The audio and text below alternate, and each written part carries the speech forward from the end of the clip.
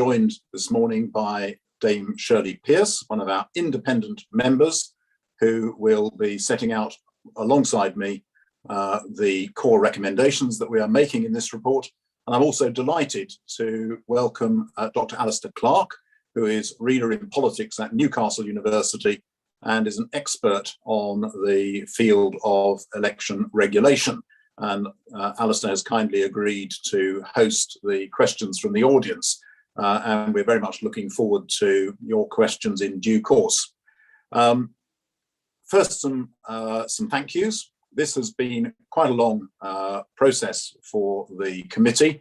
I've had great support from other members of the committee, initially from Jane Ramsey, who jointly led on the evidence gathering for the report, and then more recently, Dame Shirley, who has worked with me to develop the recommendations. And I'd also particularly like to thank the expert support that we've had from Dr. Sam Power from Sussex University and from Piers Coleman, who have shared a lot of their time with us to work through what is undoubtedly a complex and difficult subject. So we've benefited enormously from the support that we've had.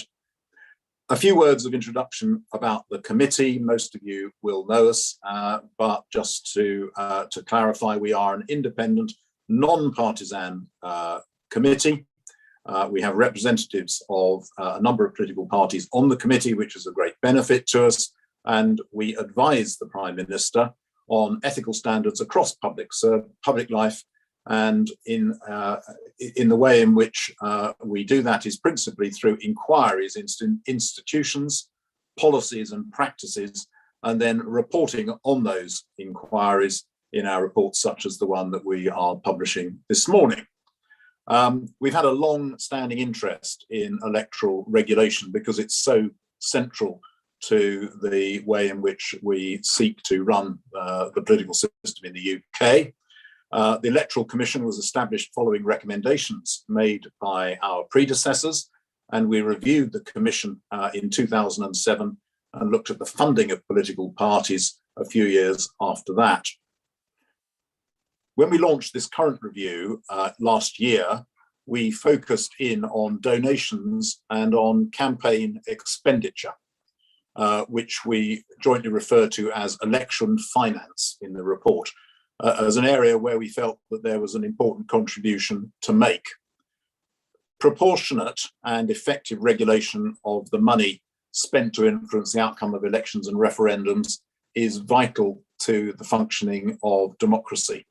And we wanted to look at whether the current system continued to deliver on the expectations that the voters of this country rightly have.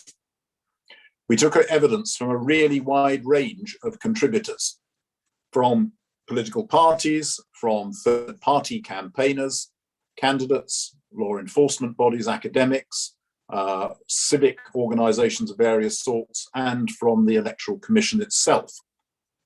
We ran public consultation, focus groups, and held a series of bilateral meetings. We also hosted some really thought-provoking roundtables with specific groups that we were keen to hear from, returning officers, for instance, smaller parties who are very important to bear in mind when you're talking about regulation of electoral finance, and independent candidates, academics, and other organisations. And we're very, very grateful for the openness and enthusiasm with which people gave us evidence. Without that, we just couldn't have made any progress whatsoever. But what particularly struck us, and I think all of us involved in the writing of the report, was the diversity of needs that the electoral system must accommodate, and the range of people who legitimately want to influence how voters cast their votes at the ballot box. And an electoral system that works must support the democratic process while ensuring there's enough transparency around the true source of donations and how money is spent at elections. Deliberate attempts to evade the system must be dealt with by the criminal law, but the system needs to be able to address mistakes as well. The crucial thing is that there's a range of enforcement options available, and that the response is proportionate. And time and again, we were having to make balanced judgments on the various factors that we were trying to reconcile. And I think you will see that in the recommendations in the report, and no doubt that will come out also as we talk through some of the issues and in the Q&A a bit later.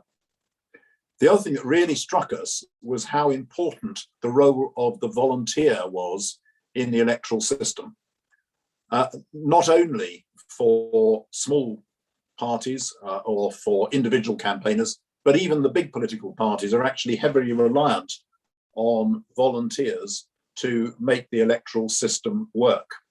And I think that it's important that we ensure that the complexity of the law and the risk of criminal prosecution if you get it wrong isn't a barrier to entry. So that was a major part of the balances that we were trying to draw, because volunteers are critical. Our report focuses on practical proposals for change. We make recommendations to meet threats around the source of donations, to deliver greater transparency around modern campaign practices, and to enhance compliance with electoral law. Our report does not make any direct recommendations about the governance and accountability of the Electoral Commission, critical as that is. This was not the purpose of our review, and since we have been concerned principally with the Commission's duties and powers as a regulator of donations and campaign finance laws, that is where our recommendations have been made. But the report does discuss the evidence we heard about the Commission's status, mandate, and effectiveness. The Electoral Commission is unique among regulators. It must operate within a highly charged political environment. It must support people to comply with the law through guidance and advice, hold parties and campaigners to account, and deliver transparency for voters while maintaining confidence of the public and the organisations that it is charged with regulating. This is a very challenging task, and it's been particularly difficult over the last few turbulent years of multiple elections, referendum, etc. I think the Commission itself would admit that there is more that they can do to improve the service that they provide. But while the Commission has some very vocal critics, the majority of people we spoke to emphasise the importance and value of its work. As a committee, we are clear that it is vital to our democracy that we have a strong, independent electoral commission that is insulated from political pressures and appropriately at arm's length from the government. Some will say our recommendations are too ambitious. Some will say that they are too modest. And I suspect that there will be very few contributors and stakeholders who agree wholeheartedly with all of them. But I think that only serves to illustrate the diverse range of views on the appropriate level of regulation and the need to strike difficult balances.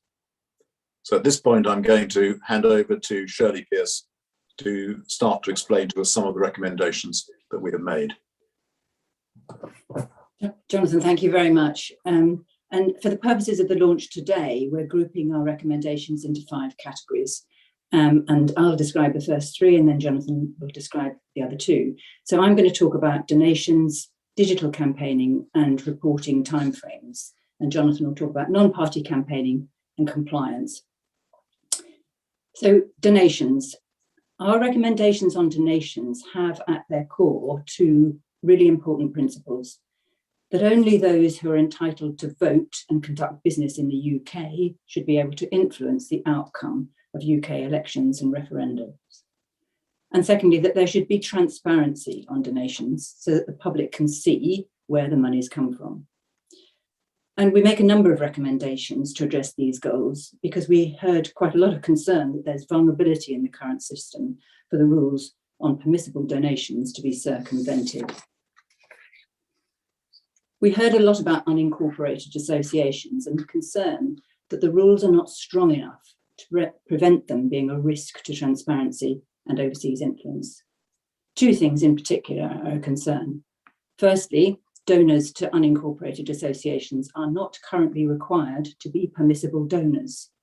And secondly, no transparency is required if they gift money to candidates. So there's a lack of knowledge about where some parts of the money in the system are coming from and going to. They're therefore a potential route through which money from overseas might enter the system. We recommend simply that unincorporated associations should be required to conduct permissibility checks on the donations they receive, and that there should be transparency in their gifts to candidates.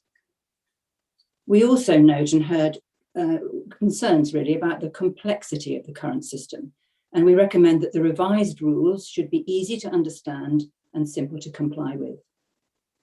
More generally, we also propose a suite of measures which are designed to help improve or create a know your donors culture to ensure that parties and non-party campaigners, have appropriate procedures in place to determine the true source of the donations that they receive.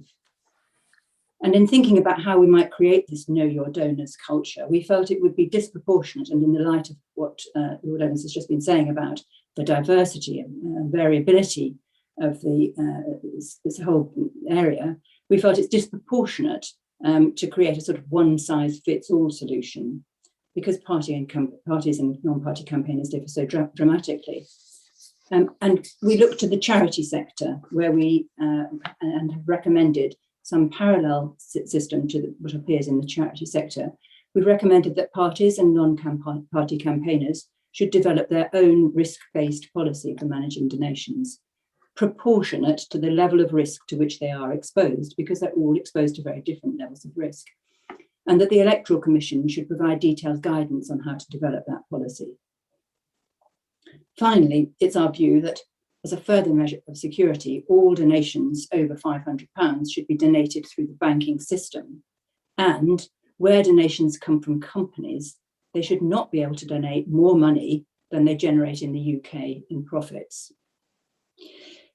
Moving on to digital campaigning, the just massive advances in electronic communications, which have hit every part of our lives, has inevitably changed how campaigners seek to influence voters. And perhaps not surprisingly, electoral law has been left behind. It's just not appropriate now for the way in which communications are made. Our recommendations aim to address the evidence we heard about the shortcomings of the current system and get greater transparency on digital campaigning. It's our view that parties and non-party campaigners should be required to provide detailed invoices from their digital suppliers, and they should be required to subdivide spending returns to record what was used for each activity.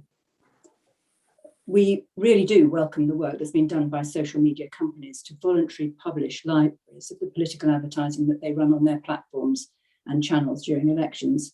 But there is quite considerable inconsistency across the platforms and quite big gaps in the information provided. Some platforms will say simply campaign one, others will provide a breakdown of how the money was allocated. And it's our view that regulation is needed here. We recommend that the government should legislate to make advert libraries compulsory, and they should require specific information to be recorded. And this should cover precise figures for the amount spent, who paid for the advert, and for the targeted adverts, information about the target audience. This will help to address the concern that overseas money might, under the radar, be funding digital campaigning. And again, addressing the concerns about foreign influence, we say that the government should legislate to ban foreign organisations or individuals from independently buying campaigning advertising in the UK.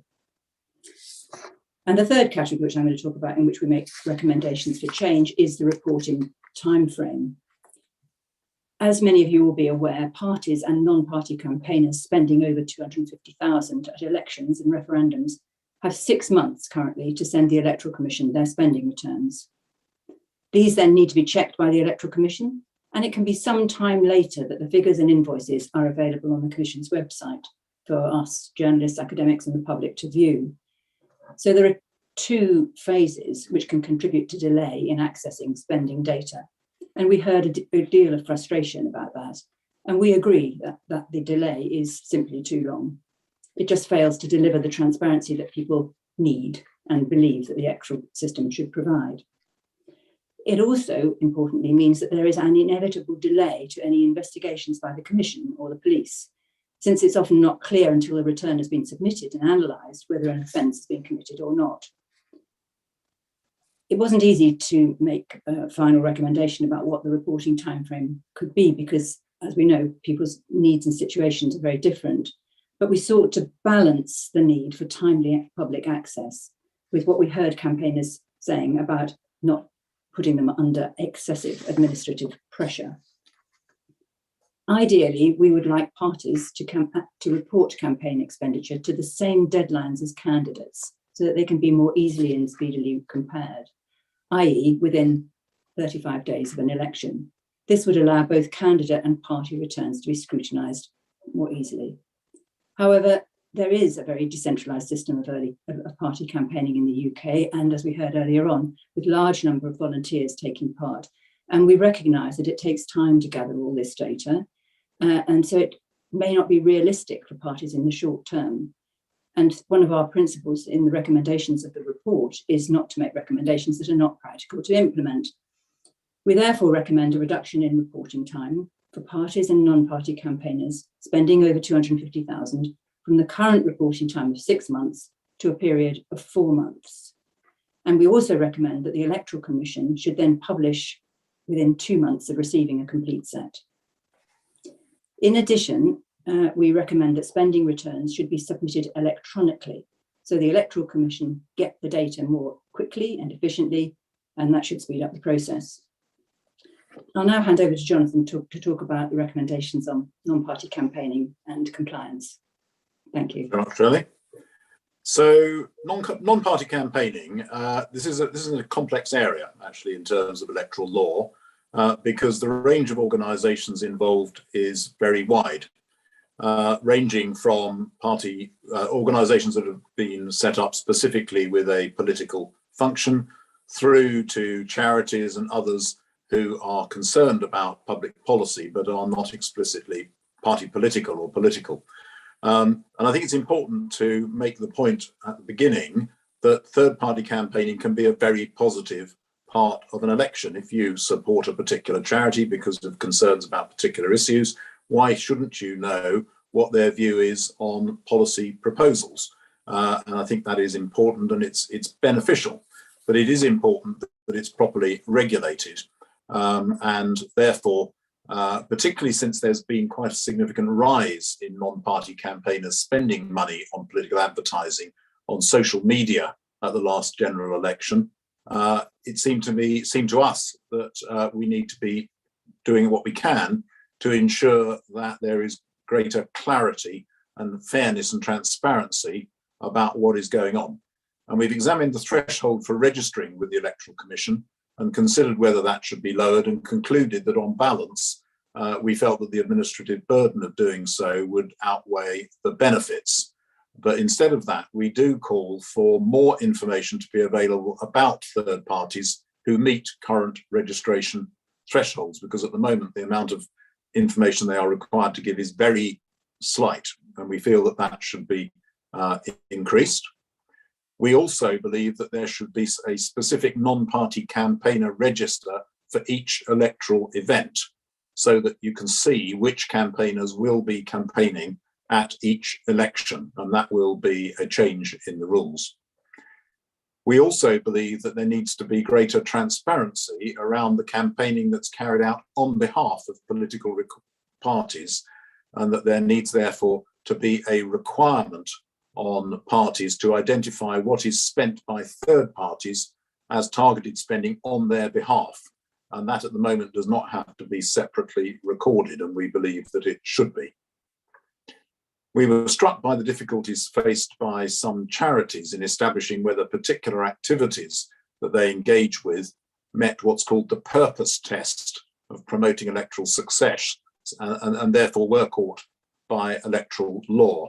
And we note that expanded guidance from the Electoral Commission has helped, but some charities are still concerned about this.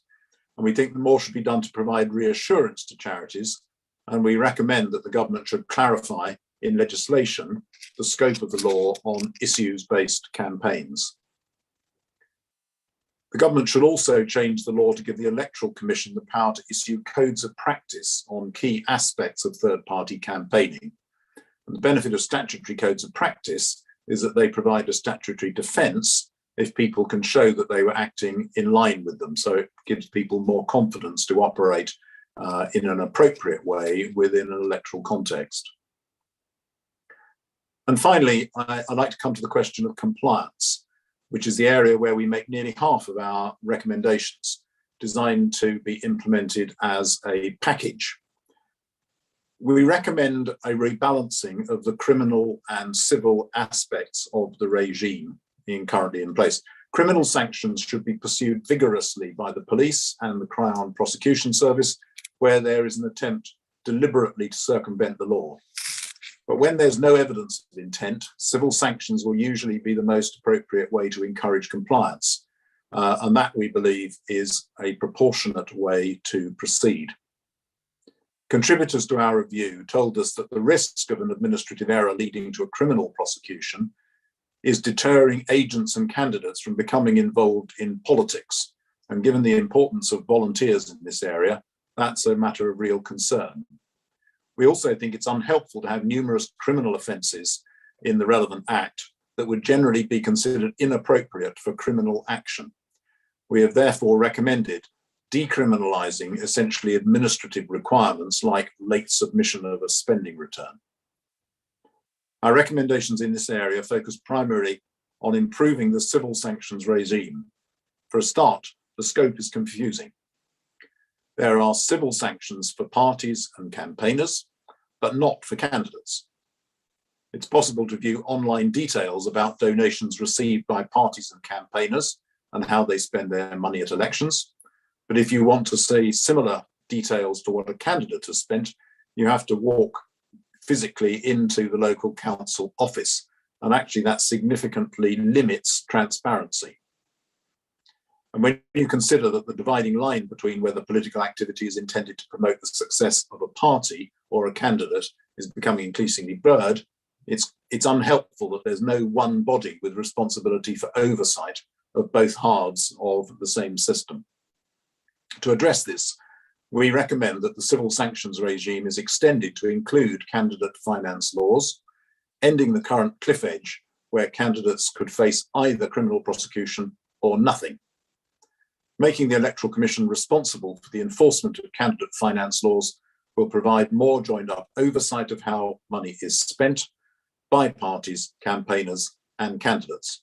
This responsibility should go hand in hand, however, with managing an online process for receiving and publishing spending returns in a single centralised database in order to greatly improve accessibility to information. To provide greater certainty for those regulated by the Commission and the public, we recommend new timeframes for the Electoral Commission to mount and undertake its investigations. And those recommendations cover the period during which an investigation may be opened and the duration of an investigation. We had quite moving evidence from some individuals who have been subject to extremely long periods of uncertainty in investigation. And we should do what we can to avoid those problems recurring again. We therefore recommend that the Electoral Commission investigation should be opened within 12 months of the date of the offence being committed, or, if later, from the date at which the Electoral Commission first becomes aware of the circumstances of a potential offence. There should also be a 12-month limit on the duration of Commission investigations to ensure that they progress as quickly as possible.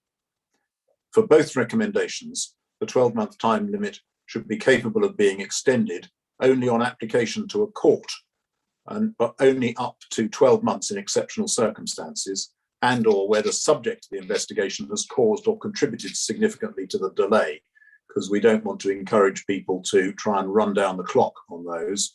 But in any normal circumstances, we believe that progress must be made as quickly as possible. Like other committees and organisations who've reviewed aspects of the electoral law in recent years, we've concluded that the current maximum limit for civil sanctions is considerably too low. A £20,000 fine simply does not provide meaningful deterrent for larger organisations. We therefore recommend that the maximum fine the Electoral Commission may impose should be increased to 4% of a campaign's total spend, or £500,000, whichever is higher.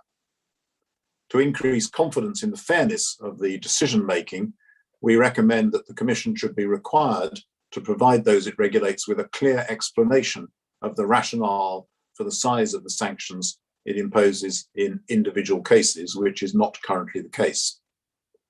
And because the most effective way to approach regulation is to support compliance before an election, rather than having to take enforcement action later, we make recommendations designed to improve the guidance and advice on offer and available to parties, campaigners, and candidates. We suggest the Electoral Commission upgrades its website in collaboration with interface and user experience professionals, that it develops an interactive guidance resource accessible through its website with online walkthroughs or training modules to explain the legislation and its requirements.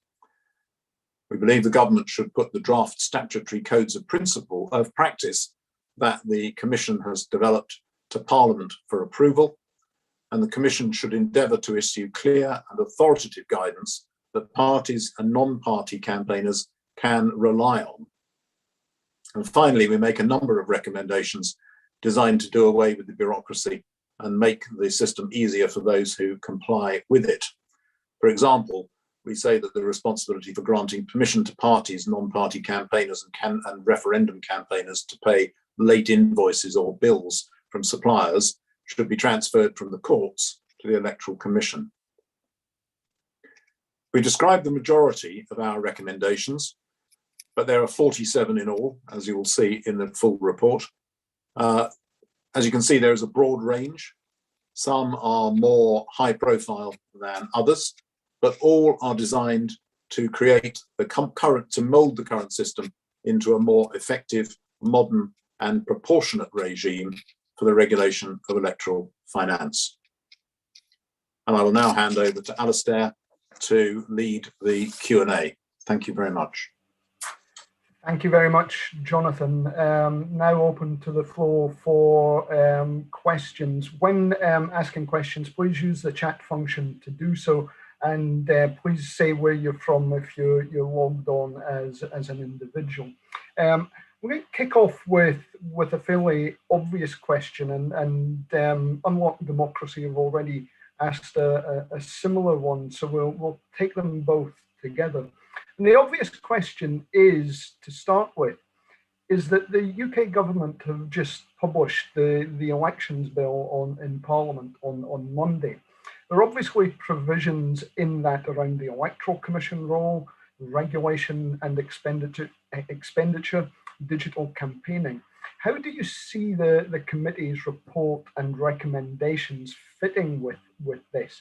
How optimistic are you that some of your recommendations may ultimately be included in that bill? Unlock Democracy have put it slightly different. How much of what the committee is recommending is in the elections bill, and what have the government taken on board or not? Yeah, perhaps I'll respond to that. Obviously, we were aware that the elections bill was in drafting, but our report was running in parallel to that, and we have not directly had input into the government's bill, although we have spoken obviously to the minister on one or two of the issues. And of course, the election bill goes a lot wider in terms of voter identification and so on. So there are areas of overlap, but they're not sort of in direct parallels to each other. There are a number of aspects of the elections bill that we do support, and in fact, which we have previously recommended in other reports. For instance, digital imprints, which we recommended in the context of our intimidation in public life report in 2 or 3 years ago. So those, I think, are positive. We also took into consideration what the government had already said about its intention to raise the overall spending limit, and that was relevant to, for instance, our recommendation that existing staff costs should be included within spending limits. So I would say that we were broadly aware of where the government was going on this, but these are two separate processes, and there are just one or two areas where I think we've reached a slightly different conclusion, but not major clashes. I hope that the government would be willing to look at what we have recommended and perhaps include one or two of those things in the current bill. When we discussed this with a relevant minister, they were open to the thought that there might need to be further legislation in due course, and that they would look at the recommendations that we make. There's always the question as to whether government is going to accept recommendations. We can't do anything about that beyond making sure that our evidence is sound, that our recommendations are balanced and practical, which we believe they are, and that we put them into the public domain and see how they fare. But of course, historically, actually, there has been quite a lot of changes to arrangements in public life as a result of what the committee has recommended. So we live in hope. Thanks, Jonathan. I'm quite struck by the diversity of needs that was mentioned in the speeches, and the committee have had to balance in actually producing this report, balance between big political parties, smaller parties, maintaining access to the political system, and so on. Can you explain how the committee have sought to balance these needs? Shirley, I wonder if that's one you could talk to. Yes, thank you. Absolutely. I mean, it was something that struck us really clearly. Parties are different, unincorporated associations are different, third parties are all different, candidates are different, the donations and the size and the way they're managed is different. And all those different bodies have different sizes, different resources, different geographical challenges, and running. And as Jonathan has said, all of them have a huge dependence on volunteers who are as diverse as the population itself. So we had a number of principles that we used to guide where we ended up on the spectrum that might be meeting everybody's needs, which is impossible to do. We had the principle that we should that what we do should be facilitative and encouraging of involvement in the democratic process, that we should try not to inadvertently make recommendations that made it more difficult for people to engage in what's so important, that they should be practical recommendations, they should be possible to implement and proportionate. And actually, this issue of diversity relates really to all of the recommendations, which we do very much see as a package, and the recommendations address issues of preventing miscarriage of the rules, and they also relate to improving the process, eligibility and reporting processes, and they also relate to deterrence. And we hope that on balance we've struck a somewhat middle line, but a sort of underlying thing was fairness, transparency, and encouraging engagement. Thanks, Shirley. Unlock Democracy have given us a question in relation to a broad principle, I guess, which is about keeping an independent electoral commission and the importance of that independence for maintaining transparency, openness, and so on. And is the committee confident that will be possible with what's being proposed in the elections bill by the government? So I'll say a couple of things on that.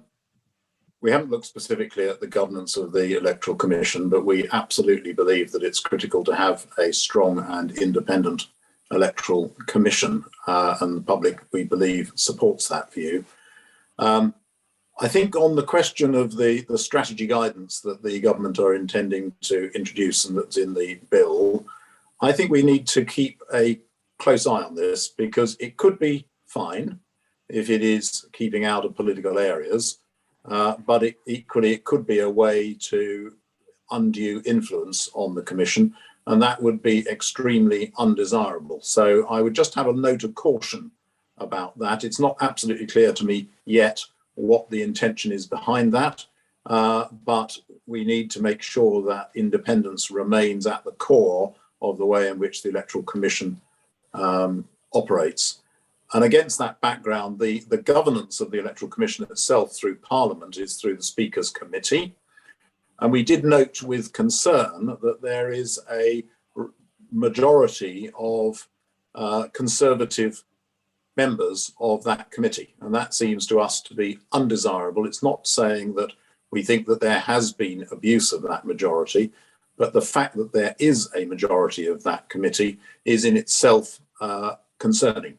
And it's not it's not something you can't sort out. It can be sorted out, but we think it should be sorted out in order to provide public confidence, because one of the key things here is having confidence on the part of the voters that the system is fair. And the theme that kept coming back was fairness, and I think people have an instinctive feeling for what's fair.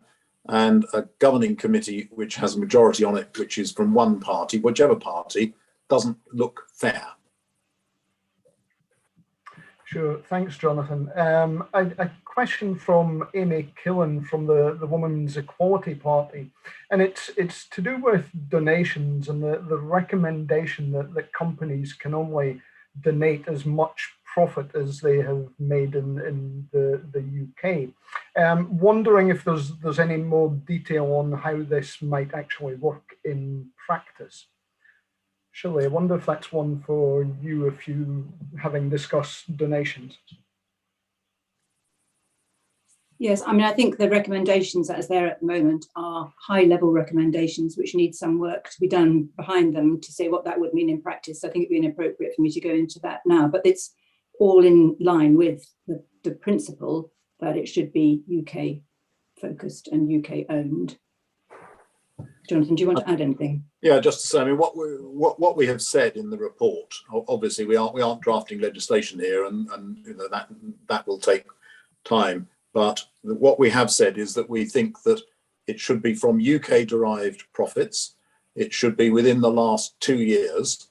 And the reason for that is if you say 1 year, then there may not be published accounts, etc. And one's striking a sort of balance here, and it seemed to us that was a sensible balance to strike. So profits from UK operations within the last 2 years is what we are recommending, and hopefully that will be acceptable, and it certainly should be good in terms of public confidence. Okay, thanks. Starting to get other questions on donations. Please give us your questions on using the chat function. One from Duncan Hames, who's asking, have reports of interference in other countries' electoral events contributed to concern about the origin of donations or online campaigning of unknown provenance? Shall I say something and then I'll hand over to Shirley? It's certainly in my mind. If you read, the depositions in the Mueller report into Russian interference in American political life, you've got to recognise that there is intent on the part of some other countries to interfere in democratic elections in the West, and we need to be conscious that that could be happening here. I don't think we have seen widespread evidence of it in the UK, certainly not that I have seen, but that we need to be aware of it. And where there are loopholes, then we need to do what we can to close them. And I think that this is more widely recognised now. At the moment, we believe that our electoral system is still pretty effective, actually. But we need to make sure that that is still the case as opportunities for interference increase. But Shirley, over to you. Well, and only just to support what you've just said. I mean, we have heard exactly what you said, and we have heard people's concerns about it in the UK. And the fact that we've got some under the radar routes means that we might not know at the moment, and we need to be in a position where we do know. Thanks. Sticking with donations, I mean, obviously the big donor culture is often noted to be a problem. And I was struck in the report by the fact that there were things to do with adopting a risk-based approach, the amounts that companies can donate, and so on, but nothing actually about donation size. I just wondered how confident you are that this, not talking about donation size in relation to your recommendations, actually strikes the right balance. Do you want me to start that, Jonathan? Yeah. Yes, obviously we did give this some consideration, but the fact is that the review was on election spending and the process around the regulation of election spending. And the funding of political parties is a whole big other issue. And you have to put your boundaries around what you're doing somewhere. So party funding, which actually the committee has looked at in the past, was not where we were with this. We were around election spending and the regulation of it. Jonathan, do you want to add something?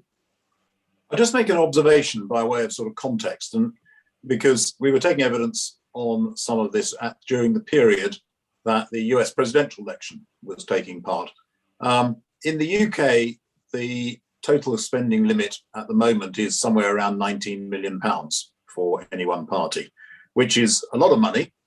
But in terms of some international comparators, it's not a lot of money. I was struck that at the same time that we were taking evidence on this, I think Michael Bloomberg personally spent $1 billion just in Florida. So although big money is a factor in British elections, there are, in comparison with some other jurisdictions, it is quite modest. And I think that's something which is desirable. And something we just need to remind ourselves of. So clearly, party funding is a very important area. We might well at some future point want to come back to it. But at the moment, as Shirley said, we were looking at a slightly different but adjacent issue. In relation to spending, I mean, it's well known that the parties use party funds and national spending limits to actually campaign quite heavily in constituencies, whether by targeted digital campaigning, activist activity, that kind of thing. What recommendations have you made to deal with this particular issue, to address this? This is a tricky area, isn't it? Because you could say, well, we'll just go over to national arrangements, but then there is some benefit in saying, no, you've got a constituency candidate limit, because that means that in every constituency there will be some campaigning done. Because you could say, well, actually, if you were running a national campaign, we won't bother to campaign at all in some areas, and I think that would be bad for democracy. Equally, it's quite difficult to legislate for exactly how much should be spent in particular areas, particularly in the context of widespread advertising, where is this actually falling? What we have tried to do particularly is to throw better light on this. So I think the recommendations around more clarity on the invoicing will mean that we see what is going on more clearly than was previously the case. So I think we can move in, and we made one or two other recommendations that touch on the same sort of issues, but I think that we can do more on transparency, but the remedying of this issue seemed to us that in some of the cures would have been worse, as bad as the disease, and we couldn't persuade ourselves that we had a better idea, and we discussed this in the committee and decided that we would not recommend unless we were confident that the outcome would be better and was deliverable. Okay, and I mean, keeping on spending for a moment, I mean, you recommend bringing directly employed staff into campaign spending limits. but without actually increasing those spending limits. Does this not have the potential to limit further the ability that parties have to communicate with voters, to educate voters, to go electioneering? Shirley, do you want to have a go at that one, or? I'm happy to have a start. We felt that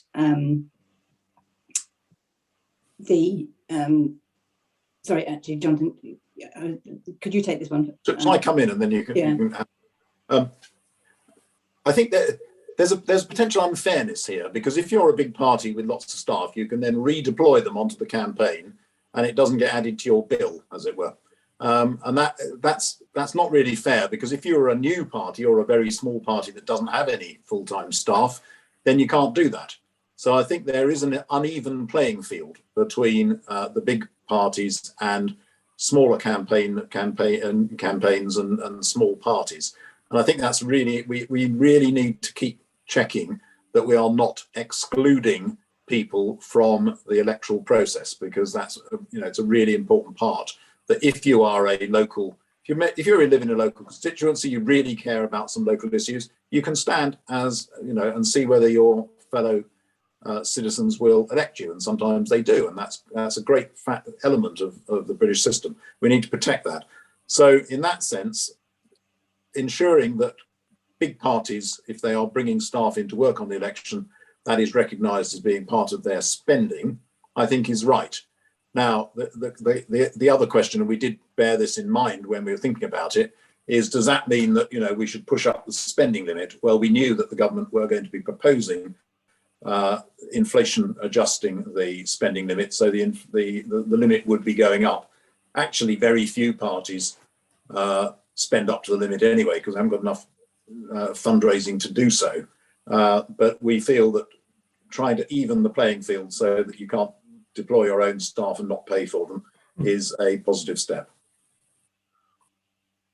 Thanks. If I can come on to compliance now, maybe just shift focus to that. Critics of the Electoral Commission have long been opposed to giving it more powers. Yet the report proposes, for example, an increase in the maximum fine, bringing candidate offences under the Electoral Commission's remit. Why has the committee recommended an increase in the Commission's powers in this compliance powers in this regard, and how would you justify to those critics that this is the right approach to take? I think the critics can take some comfort from looking at the totality of our recommendations.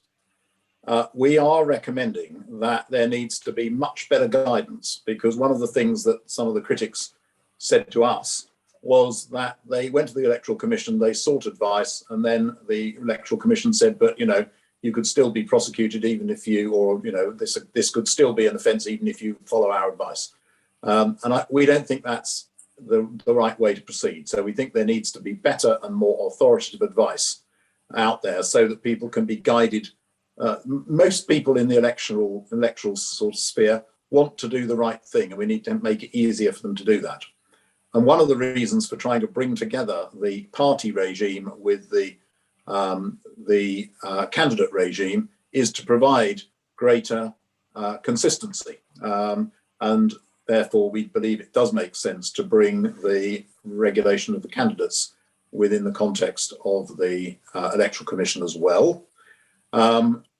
But we are very aware that there needs to be appropriate guidance, there need to be appropriate checks and balances. So when we suggest that there is an increase in the maximum fine, we have also said that the Electoral Commission needs to explain why a fine is set at a particular level. And then that, of course, could be potentially challenged.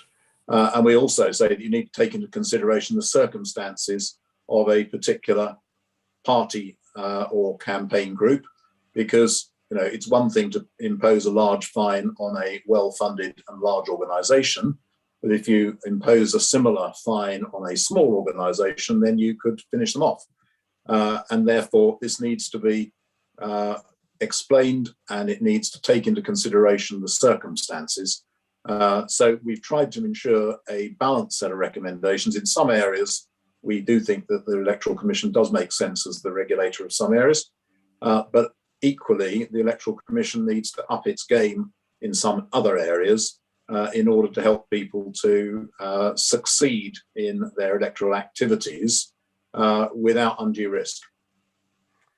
Thanks. I'm going to take a couple of questions. Shirley, Shirley. Yeah, Sorry. can I just add, just to sort of summarise that? I mean, it is important to remember that the bulk of messages that we got was that there needed to be a really powerful independent regulator. And if you're going to have an independent regulator, they must have powers that make a difference. And put in a nutshell, that's what these recommendations aim to do. If they don't have the right powers, and we didn't think 20,000 was a sufficient deterrent for most big players, if they don't have the right powers, you might as well not have an independent regulator. And that was what people wanted us to do. Sure, thanks. I'm going to take a couple of questions together now. The first one's from Craig McKinley MP, who is asking, are you convinced that the Commission have the skills, resources, independence to expand their remit into these civil penalties, the topic of candidates and so on, as well as their already powers in PAPERA to monitor parties and registered campaigners? And one from Alan Halsall, who's asking, did the Commission take note of how the committee take note of how the Commission described investigations of vote leave as assessments to get round existing time limits? And indeed, I think there's an issue round about these existing time limits and the recommendations that you make on time limits for investigation. A slight concern that may limit the ability for investigations and for potential breaches to go unaddressed. Shall I have a first go at that? On the question of skills, a number of people said to us that the Electoral Commission don't necessarily know enough about current electoral kind of how elections work nowadays. There are some people in the Electoral Commission who come from that background, but you know, there's a slight kind of tension, because you don't want people who have been out there fighting party political elections suddenly moving into the Electoral Commission in terms of independence. Equally, you don't want an Electoral Commission that is sort of in an ivory tower and doesn't understand what it's like to fight an election. We think there needs to be more use made of some of the commissioners themselves, not the paid staff, but not the sort of executive staff. But part of the reason for having electoral commissioners who are from the parties is that they are active politicians.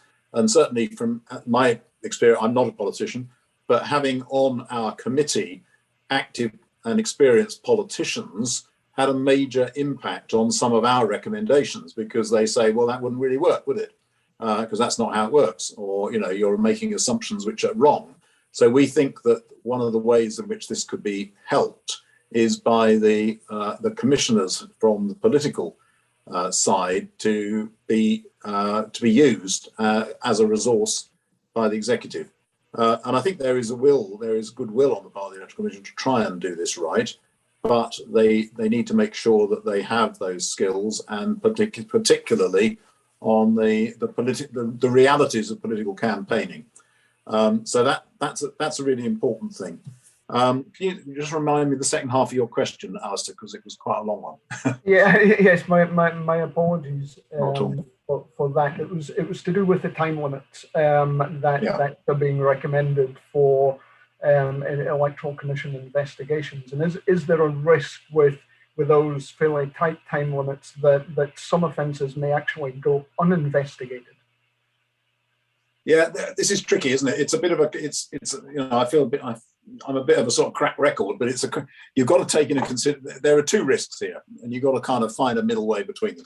One risk is that individuals are subject to endlessly drawn out investigations that make their lives a misery. And we talk to people who, and you can't help but have a huge human sympathy for the situation that people found themselves in. Because people volunteering in an election is something that you do because you are public spirited and you want the country to be better. and you shouldn't then end up having your, years of your life ruined by it. So there need to be time limits. I mean, there need to be pressure on the Electoral Commission to get on with it. I'm not saying that they are deliberately dragging it out, but, it will concentrate your mind if you know you've got a time limit. On the other hand, you don't want to have incentives for people to hide, misbehavior or to run down the clock so that you hit the time limit and you get away with something that most ordinary people would feel was wrong. And that's what we tried to do by saying there should be time limits, but that you should not, those have got to be from the point at which the facts come to light. Equally, there may be exceptional circumstances where there does need to be an extension, but that needs to be demonstrated to the court. So this is not something which is within the gift of the investigators to say, oh, we just need another 6 months, and we'll be there. They would need to explain why they can't get it done within their time limit and go to the courts and seek an extension. So what we've tried to do is to ensure that people are not, left dangling for years on end, but equally we try to ensure that there isn't a big incentive for the very few people who might be deliberately cheating to hide what they've been doing and to, try and get out of their responsibility by running down the clock. So it's a balanced recommendation, we hope and believe. Thanks. And the final question from Unlocked Democracy, basically saying, presumably you'd want to see these recommendations implemented before the next general election, and presumably as soon as possible. What are the risks to our elections if this doesn't happen? Well, we certainly would. We would be delighted. And, part of the reason that we have done this inquiry and report now, starting pretty soon after the last election, is because you really want to be doing these things if not in the height of an election campaign, and you want to do it at a point where there is the possibility of response. I think one has to be realistic about how much time in parliamentary time is going to be put onto these things, but we hope that some of them might be picked up in the elections bill. Otherwise, they'll have to come back. And maybe they'll get picked up at a later stage. And one of the facts about the Committee on Standards of Public Life is that there are some recommendations that come round, and we get them out and we give them another go when circumstances have changed. And this may be some there, but there are risks because we need to have this transparency. We need to have simplicity as far as we can. I mean, we're never going to be very simple, but it could be simpler than it is at the moment. So if we don't do this, I think we are risking the integrity of the system and also trust in the system. And those are really important if we're going to maintain our democratic traditions. But Shirley, I think you'd like to come in. Well, just absolutely to support that, but to say that these recommendations are sort of all of different levels of difficulty to implement. Some can be implemented really quite quickly and very straightforwardly. Others do require changes in the law, and that is a time extensive process. So we just hope that keeping this in discussion and debate and close collaboration with the government over the progress of the bill will lead to incorporation of the things that do require legal change in that, but that people will continue to keep pressure on that these things are important, because they are. Okay. Thanks very much. Thanks to everyone for your questions, some thought-provoking and direct questions there. Very insightful. Jonathan. Thank you very much. So can I just say a big thank you to Alistair for facilitating, a big thanks to everybody for taking part, and particularly for all those people who have been instrumental in giving us evidence, which was extraordinarily valuable and helpful from our point of view. Thank you for your questions. Our report is published on our website. Please take a look. If you are in any position to promote any of our recommendations, we hope that you will do this, because we can start the ball rolling, but obviously there needs to be follow-up. So I think at that point we can, at exactly 12 o'clock, thank you for your presence today, and we look forward to further engagement with a number of you in due course.